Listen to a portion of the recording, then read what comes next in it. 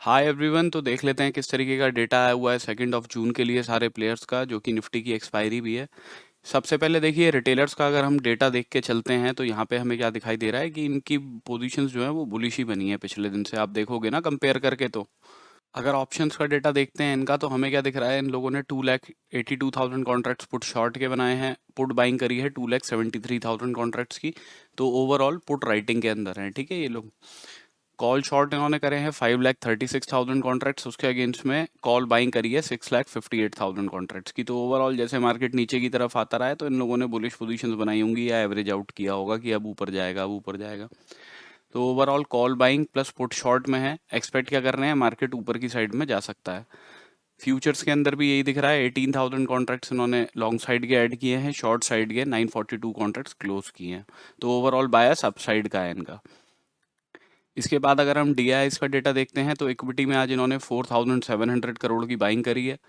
Futures में 4,200 contract long side के close किए हैं, शॉर्ट साइड के 1,750 कॉन्ट्रैक्ट्स क्लोज किए हैं।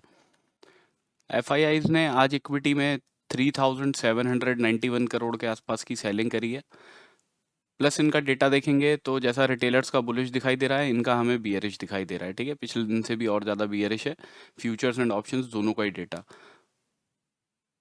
ऑप्शंस में इन्होंने क्या किया है, पुट राइटिंग से ये लोग निकले हैं, 5,900 कॉन्ट्रैक्ट्स इन्होंने क्लोज किए हैं। पुट बाइंग इन्होंने ऐड करी है, 26,000 कॉन्ट्रैक्ट्स ऐड किए हैं, तो ओवरऑल पुट बाय में है। कॉल शॉर्ट 70,000 कॉन्ट्रैक्ट्स, उसके अगेंस्ट में कॉल बाइंग भी करी है 87,000 कॉन्ट्रैक्ट्स की। अब देखिए ये क्या हो सकता है ना, यहाँ पे जो कॉल बाइंग हुई है वो इसलिए भी हो सकती है बिकॉज फ्यूचर्स के अंदर इन लोगों ने शॉर्ट साइड की पोजीशंस ऐड करी हैं, ठीक है।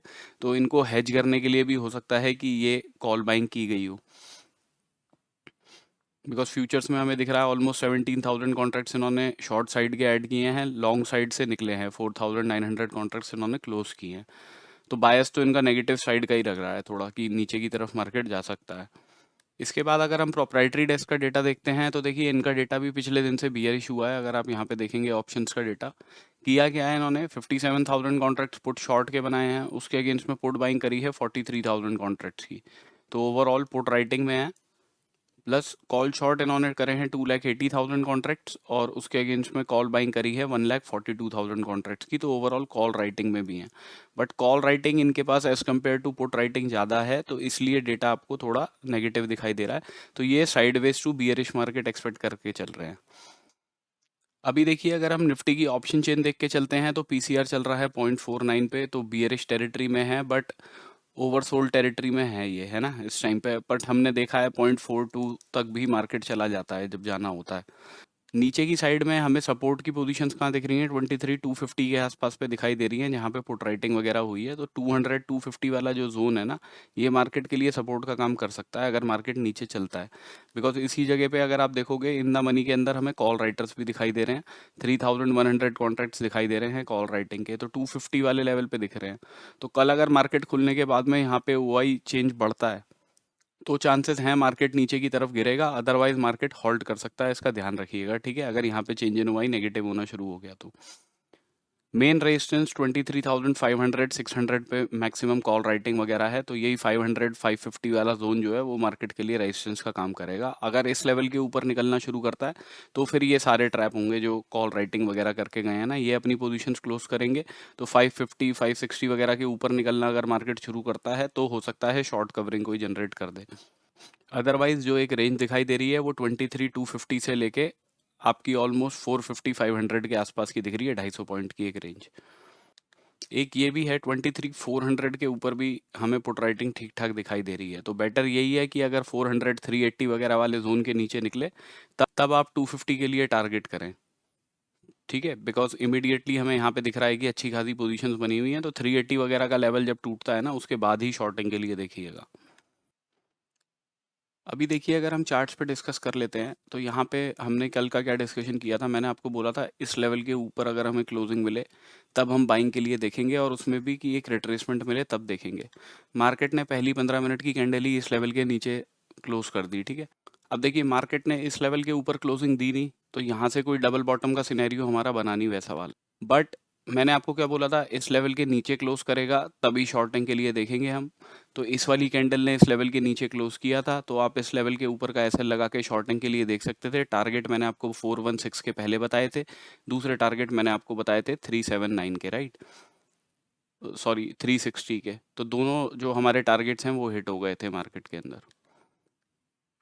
और प्लस देखिए यहाँ से भी बाइंग का सिनेरियो क्यों नहीं बनता, बिकॉज आप अगर कॉल राइटर्स पुट राइटर्स का ग्राफ देखते तो आपको दिखता मॉर्निंग से ही मार्केट के अंदर कॉल राइटर्स ही एग्रेसिव थे as compare to put writers.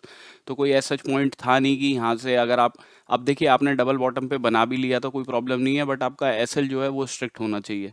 ठीक है, अगर ये डबल बॉटम कुछ इस तरीके का बना होता ना कि यहाँ पे डबल बॉटम भी बन रहा है और हमें दिख रहा है कि मार्केट में पुट राइटर्स ज़्यादा एग्रेसिव हैं, तो यहाँ से बुलिश पोजीशन बनाने का फ़ायदा था। बट इस वाली जगह पे आप आके देखते तो आपको दिखता कि कॉल राइटर्स ही इतने ज़्यादा एग्रेसिव हैं, तो कोई पॉइंट नहीं था यहाँ से बुलिश पोजीशन बनाने का। इसीलिए मैं आपको बोलता हूँ हमेशा कॉल राइटर्स पुट राइटर्स का ग्राफ देखा कीजिए, जहाँ से भी आप मैनेज कर सकते हैं उसे देख सकते हैं। अब देखिए अगर हम कल के लिए देख लेते हैं, तो कल के लिए मार्केट अगर अपने लोस को ब्रेक करता है ना, तो उसके नीचे के लेवल हैं 23,317 का पहला, दूसरा लेवल है 23,262 का।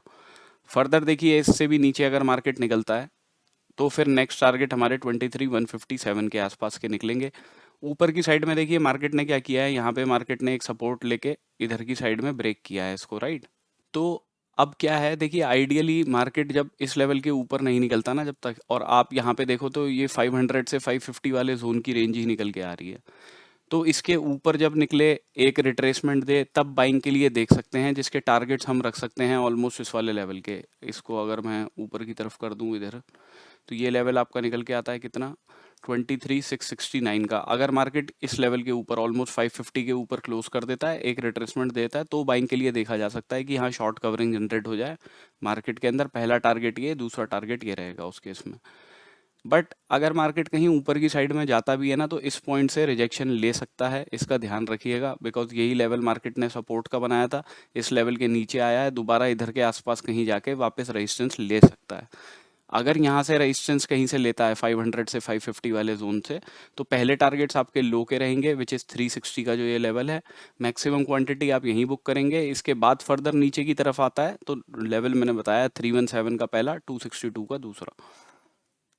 अभी करंटली गिफ्ट निफ्टी देख के चलते हैं तो 346 पे चल रही है, हमारी क्लोजिंग आई है 462 पे।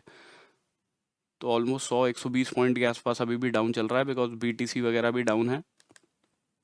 तो ऑब्वियसली यूएस मार्केट भी डाउन होगा, देख लेते हैं यहाँ से हल्का सा। ज़्यादा कुछ डाउन नहीं है वैसे यूएस मार्केट, हमारा मार्केट ही ज़्यादा डाउन है। पर ठीक है, अगर मार्केट देखिए नीचे की तरफ ही खुल रहा है, ठीक है, अगर गैप डाउन करके ही खुलता है तो वो अपने टारगेट्स को तो हिट कर देगा। उस वाले केस में फिर आपको 10 साढ़े 10 के बाद में कॉल राइटर्स पुट राइटर्स का ग्राफ देख के ही कोई अपॉर्चुनिटी देखनी है, ठीक है। लेवल्स मैंने नीचे के और ऊपर के आपके साथ में डिस्कस कर ही दिए हैं। ये वाला जोन मार्केट के लिए रेजिस्टेंस का काम कर सकता है, इसका ध्यान रखिएगा। सेंसेक्स के अंदर भी देखिए अगर मार्केट अपने लोस को ब्रेक करता है 74,186 वगैरह के लेवल को, तो चांसेस हैं इस लेवल पे जाए, विच इज़ 73,643 का। बट इस लेवल के नीचे क्लोजिंग मिले, एक रिट्रेसमेंट मिले, बिकॉज पीसीआर आप देख रहे हो ऑलरेडी ओवरसोल्ड टेरिटरी में जा रही है। तो एक रिट्रेसमेंट के बाद फिर शॉर्टिंग के लिए देखिएगा 73,643 के टारगेट रहेंगे। Obviously call writer put writers का ग्राफ तो देख के ही चलिएगा। इस लेवल के नीचे जाता है, क्लोजिंग नहीं देता, विक बना के ऊपर की तरफ आ जाता है, तो एक बाइंग अपॉर्चुनिटी देखी जा सकती है, जिसके टारगेट हम 74,682 तक के रख सकते हैं, ठीक है। बिकॉज यही वाला जोन जैसा निफ्टी के अंदर मैंने आपको एक्सप्लेन किया, ये जोन मार्केट के लिए रेजिस्टेंस का काम कर सकता है। अगर मार्केट इस लेवल के ऊपर निकलता है 74,800 के ऊपर, तब बाइंग के लिए देख सकते हैं, जिसके इसमें टारगेट 75,191 का पहला और दूसरा टारगेट अपना रहेगा 75,456 का। कोई बहुत ही बड़े गैप डाउन वगैरह के साथ में मार्केट खुल जाता है, तो कॉल राइटर्स पुट राइटर्स का ग्राफ देख के ही कोई अपॉर्चुनिटी देखिएगा। So this is my analysis for tomorrow. Thank you for watching my video guys, have a good day.